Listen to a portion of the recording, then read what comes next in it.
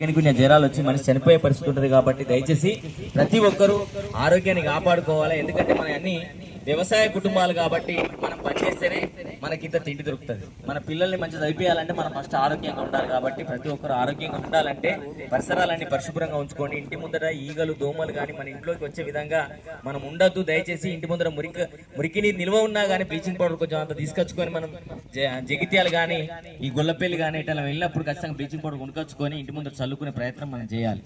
అంటే మన ఆరోగ్యం మీద మనకే పట్టి. ఎందుకంటే ఇప్పుడు వచ్చే విష జ్వరాలు ఎట్లా ఉన్నాయంటే తలకెక్కిందని మనం హాస్పిటల్కి పోతే లక్షలు ఖర్చు పెట్టినా కానీ మనిషి బతికే పరిస్థితి లేదు. కాబట్టి వ్యవసాయం చేసే అన్నలు దయచేసి మీరు అందరికి ఒకరోజు జ్వరం వచ్చిందంటే తగ్గుతుంది అని చెప్పి అట్నే వ్యవసాయానికి వెళ్ళకుండా ఖచ్చితంగా జ్వరం రాగానే చిన్న చిన్న హాస్పిటల్ చూపించుకొని మందులు వాడండి.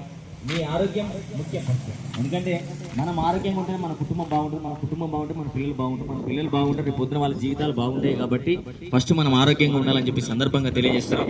అలాగే ఇంకొక ముఖ్య విషయం ఏంటంటే ఈ మధ్యన గంజాయి, డ్రగ్స్, నల్ల మందు ఇవన్నీ ఎక్కువైపోయి పిల్లల్ని విచ్చలవిడిగా సేవించి ఏం చేస్తున్నారంటే మనకు తెలియకుండా సేవించి బండ్ల మీద ముగ్గురు పోయి యాక్సిడెంట్ చేసి చనిపోవడం కానీ లేకపోతే కాలు చేతులు విరగొట్టుకోవడం కానీ అలాగే దోపిడీ, దొంగతనాలు, మానభంగాలు, మర్డర్లు చేసి జైలు జీవితాన్ని గడపడం జరుగుతుంది. కాబట్టి దయచేసి పిల్లల మీద నిఘా పెట్టండి. తల్లిదండ్రులు ఏదో కాలేజీ కోతులు, స్కూల్ కోతులు మంచి చదువుకుంటున్నారు అని చెప్పి మాత్రం అనుకోకండి.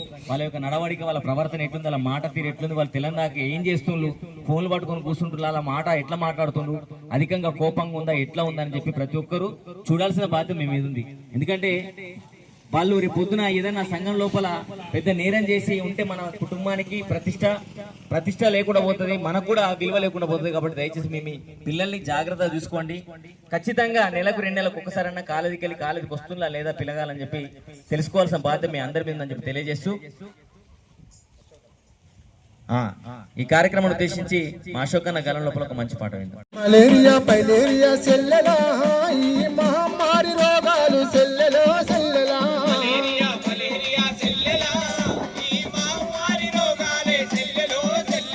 ఈగదోమ కాలం వచ్చే సెల్లెలా, మన ఇల్లు శుభ్రం గుంచు సెల్లెలో సెల్లెలా,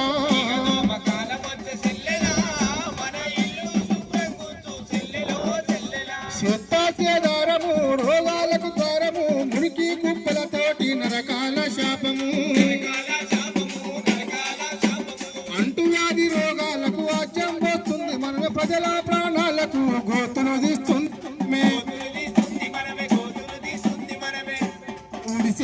సెల్లెలా మనం పరిశుభ్రంగా ఉందాము సెల్లెలా,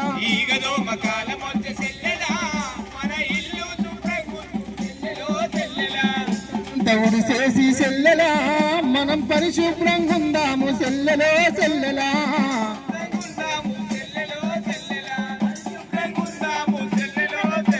స్వైన్ ఫ్లూ, డెంగు జ్వరం చితికి పంపిస్తుంది, చికెన్ గుండె, టైఫాయిడ్లు నరకం చూపిస్తుంది.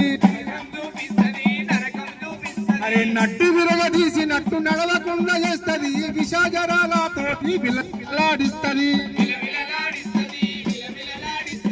ఇల్లంతా పాడవునే సెల్లెలా, ఈగల సెల్లెలో సెల్లెలా,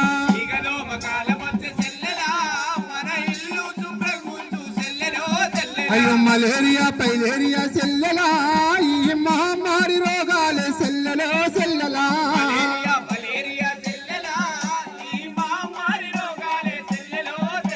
కొబ్బరి సిప్పలతోని పూల తొట్టిల్లోని వాడేసిన గ్లాసుల్లో పడేసిన ప్లాస్టిక్కులు, వర్షపు నీరు ఏరి దోమల కావసమును, దోమలతో శాపాలు, మెదడు వాపు రోగాలు, ఈగల దోమలతోని సెల్లెలా మనకు చెప్పరాని సెల్లెలా,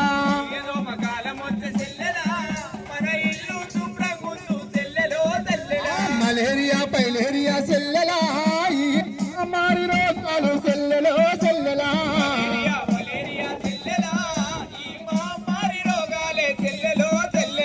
ఇల్లు శుభ్రం గుంచు సెల్లెలో సెల్లెలా,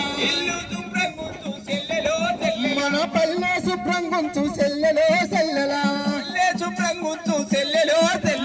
వాడ శుభ్రం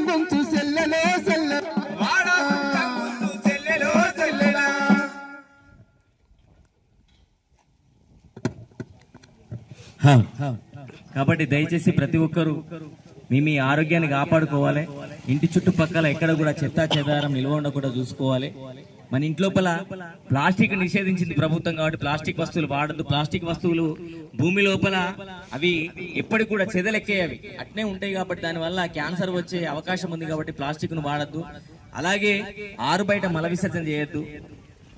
ఆరు బయట మల విసర్జన అనేది నిషేధించబడింది కాబట్టి దయచేసి డబ్బాలు పట్టుకుని పోయే సంస్కృతి మానుకోవాలి. ఎవరి ఇంట్లోనైనా మరుగుదొడ్డి లేకపోతే మరుగుదొడ్డి నిర్మించుకోవాలి.